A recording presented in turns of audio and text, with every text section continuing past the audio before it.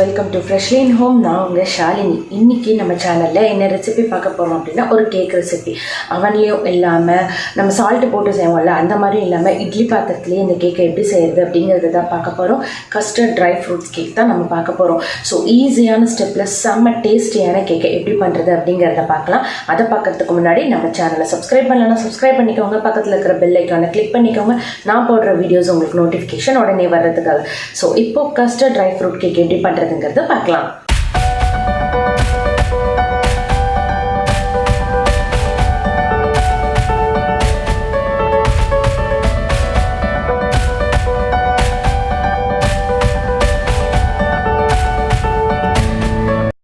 இப்போது custard dry fruits cake பண்ணுறதுக்கு நான் ஒரு 1/4 கப் ஐசிங் சுகர் எடுத்திருக்கேன்.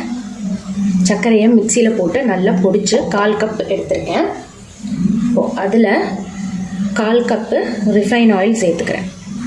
அதாவது எந்த கப்பில் சர்க்கரை எடுக்கிறீங்களோ அதே கப்பில் எண்ணெயும் எடுத்துகிட்டு இது ஒரு நல்ல ஸ்மூத்தான பேஸ்ட்டாக நல்லா கலக்கிக்கோங்க, கட்டி இல்லாமல். இப்போ பார்த்திங்கன்னா நல்லா கட்டி இல்லாமல் ஸ்மூத்தாக வந்திருக்கு. இப்போது இதில் நான் ஒரு 1/2 கப் மைதா சேர்த்துக்கிறேன். அது கூட 1/4 கப்பு கஸ்டர்ட் பவுடர், அது கூட கொஞ்சமாக பேக்கிங் சோடா, பேக்கிங் பவுடர், இது ரெண்டுமே. ஸோ இப்போ இதை லைட்டாக மிக்ஸ் பண்ணுங்கள். இதில் ஒரு 1/4 கப்பு நான் பால் சேர்த்துக்கிறேன். இப்போ இதை நல்லா கட்டி இல்லாமல் அந்த கேக் பேட்டர் கன்சிஸ்டன்சி வர வரைக்கும் நம்ம நல்லா கலந்து விட்டுக்கலாம். இப்போ பாருங்கள், கட்டியே இல்லாமல் நல்லா ஸ்மூத் பேட்டராக கலக்கியாச்சு. ஈஸியாக சீக்கிரமாக பண்ணக்கூடிய கேக், அதே மாதிரி ரொம்ப டேஸ்ட்டாக. இப்போ இதில் சாப் பண்ணி வச்சுருக்கிற ட்ரை ஃப்ரூட்ஸ் நான் என்னென்ன எடுத்திருக்கேன் அப்படின்னா, நான் செர்ரி எடுத்திருக்கேன், பாதாம் எடுத்திருக்கேன், முந்திரி எடுத்திருக்கேன், அதுக்கப்புறம் திராட்சை எடுத்திருக்கேன். இப்படி ஃபைனாக சாப் பண்ணி மிக்ஸ் பண்ணி விட்டுருங்க. இதோட கட்டியே இருக்கக்கூடாது. இப்போது நல்லா கலந்து விட்டாச்சு. உங்கள்கிட்ட பேக்கிங் பவுட்ரு, பேக்கிங் சோடா இல்லை அப்படின்னா ஈனோ சால்ட் இருக்கும் இல்லையா, ஈனோ ஃப்ரூட் சால்ட்டு, அதை கூட நீங்கள் எடுத்துக்கலாம். இப்போ பேட்டர் சூப்பராக ரெடி ஆகிடுச்சு பாருங்கள். நெக்ஸ்ட்டு பார்த்தீங்க அப்படின்னா கேக்கை பேக் பண்ணிக்கலாம். இப்போ இந்த பேட்டரை நான் கேக் டின்னுக்கு மாற்றிக்கிறேன். நான் ஆல்ரெடி இந்த டின்னு உங்கள்கிட்ட சொல்லியிருந்தேன் இல்லையா, என்கிட்ட இருக்கிறது பார்த்தீங்கன்னா நான்ஸ்டிக் டின்னு. ஸோ நான் அதனால் என்ன பண்ணியிருக்கேன்னா, இது க்ரீஸ் பண்ண தேவையில்லை, அப்படியே எடுத்துக்கலாம். ஸோ இப்போ நம்ம இந்த மிக்ஸ் பண்ணி வச்சுருக்க பேட்டரை இதில் சேர்த்துக்கலாம். ஃபுல்லாக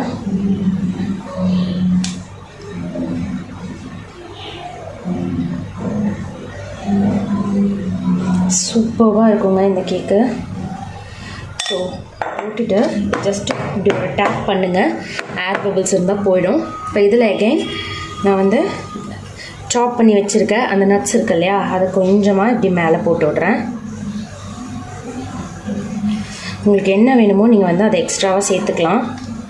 டேட்ஸ் கூட இதில் பேரிச்சம்பழம் இருக்குன்னா நீங்கள் வெறும் பேரிச்சம்பழம் கூட இதில் நீங்கள் தாராளமாக சேர்த்துக்கலாம், ரொம்ப நல்லாயிருக்கும். இப்போது இந்த கேக்கை நான் இப்படி ஒரு அலுமினியம் ஃபாயில் போட்டு நான் க்ளோஸ் பண்ணிக்கிறேன். ஸோ இப்படி ஒரு அலுமினியம் ஃபாயில் போட்டுருங்க, ஃபுல்லாக போட்டு க்ளோஸ் பண்ணி சீல் பண்ணிவிட்டு இப்போ இதை இட்லி பாத்திரத்துலேயே நம்ம வேக வச்சுக்கலாம். இப்போ பார்த்திங்கன்னா இட்லி பாத்திரத்தை நான் ஆல்ரெடி தண்ணி ஊற்றி ஒரு 3 நிமிஷம் கொதிக்க வச்சுருந்தேன். பாருங்கள் சூடாக இருக்குது. நான் அதில் 2 ஸ்டாண்டு வச்சுருக்கேன். இப்போது இதில் நம்மளோட இந்த அலுமினியம் ஃபாயில் போட்டு க்ளோஸ் பண்ணி வச்சுருக்கோம்ல, அந்த இதை நம்ம இதில் ப்ளேஸ் பண்ணிக்கலாம். இது கரெக்டாக வச்சுருங்க. அலுமினியம் ஃபாயில் போட்டிருக்கும் போது இந்த மாதிரி 2 ஹோல் போட்டு அதில் வச்சுக்கோங்க. இப்போ பாருங்கள், நான் இதை கரெக்டாக வச்சுட்டேன். ஒரு லிட் போட்டு க்ளோஸ் பண்ணிக்கிறேன். இப்போ இது கரெக்டாக ஒரு 30 மினிட்ஸ் மீடியம் ஃப்ளேம். இப்போ பார்த்தீங்கன்னா எனக்கு ஒரு 45 மினிட்ஸ் ஆகிடுச்சு கேக் வேகிறதுக்கு. ஸோ இப்போ நான் 45 மினிட்ஸ் கழிச்சு இந்த இட்லி பாத்திரத்தை ஓப்பன் பண்ணுறேன். சூடாக இருக்குது, டைட்டாக இருக்குது. ஓகே, வாசமாக இருக்குங்க. ஸோ இப்போ நம்ம கேக் வெந்துருச்சான்னு பார்க்கலாம். நான் இதுக்குள்ளே விட்டு பார்க்குறேன். கேக் ஒட்டாமல் வரணும். கேக் ஒட்டலை. ஸோ கேக் சூப்பராக ரெடி ஆகிடுச்சு. இதை நம்ம எடுத்துக்கலாம். சூடாக இருக்குது. இதை எடுத்து வெளில வச்சுட்டு ஆறுனதுக்கப்புறம் நம்ம பீஸ் போட்டு பார்க்கலாம்.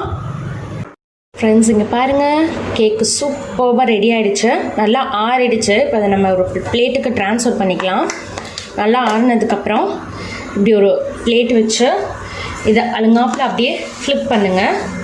ஃப்ளிப் பண்ணிவிட்டு லைட்டாக ஒரு தட்டிட்டு ஓப்பன் பண்ணுங்கள். செமையாக இருக்குல்ல. இப்போ இதை அப்படியே நம்ம அழுங்காப்பில் ஃப்ளிப் பண்ணிக்கலாம்.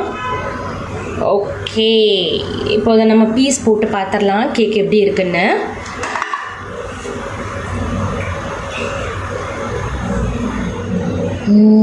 சாஃப்டாக இருக்குங்க. ஓகே, ஸோ நம்மளுடைய சூப்பரான இங்கே பாருங்கள் எவ்வளோ சாஃப்டாக இருக்குன்னு. ஸோ நம்மளுடைய சூப்பரான ட்ரை ஃப்ரூட்ஸ் கேக் ரெடி. பார்த்தீங்களா, சூப்பராக கேக் ரெடி ஆகிடுச்சு. ஈஸி ஸ்டெப் தாங்க, சூப்பராக இருக்கும், செம்ம டேஸ்ட்டாக இருக்கும். நம்ம கடையில் வாங்கி சாப்பிடுவோம்ல ப்ளம் கேக், அந்த மாதிரி இருக்கும். இல்லைன்னா இந்த ஒண்டர் கேக்லாம் சாப்பிடுவோம்ல, ஃப்ரூட் கேக்கு பிரிட்டானியாவில், அந்த மாதிரி ஃப்ளேவர் உங்களுக்கு கண்டிப்பாக கொடுக்கும். ஸோ இப்போ நம்ம இதை டேஸ்ட் பண்ணிடலாம்.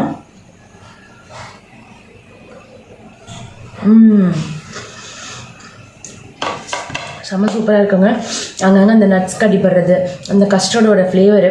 இதுக்கு பார்த்தீங்கன்னா நம்மளுக்கு வெண்ணிலா எசன்ஸ் கூட தேவை கிடையாதுங்க. வீட்டில் இருக்கிற பொருளை வச்சே தான் நம்ம பண்ண போகிறோம்.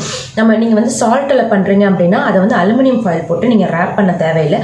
முன்னாடியே சால்ட்டை ப்ரீ ஹீட் பண்ணிவிட்டு அதுக்கப்புறமா இந்த பேனை வச்சுட்டு ஒரு 30 to 40 minutes இதை வச்சிங்கன்னா கரெக்டாக பேக் ஆகிடும். இல்லை வந்து இட்லி அவனில் நான் வச்ச மாதிரி வைக்கிறேன் அப்படின்னா மேலே வந்து ஒரு அலுமினியம் ஃபாயில் போட்டு க்ளோஸ் பண்ணிட்டு ஒரு 45 minutes வந்து மீடியம் ஃப்ளேமில் வச்சு பாயில் பண்ணிங்கன்னா சூப்பராக கேக் ரெடி ஆயிடும். இதே அவனாக இருந்துச்சுன்னா அவனை ப்ரீ ஹீட் பண்ணணும்.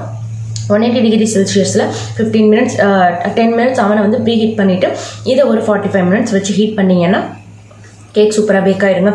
செம்மையாக இருக்குங்க. சிம்பிளாக வீட்லேயே பண்ணிடலாம். ஈஸியான செம்ம டேஸ்ட்டான கேக்குங்க.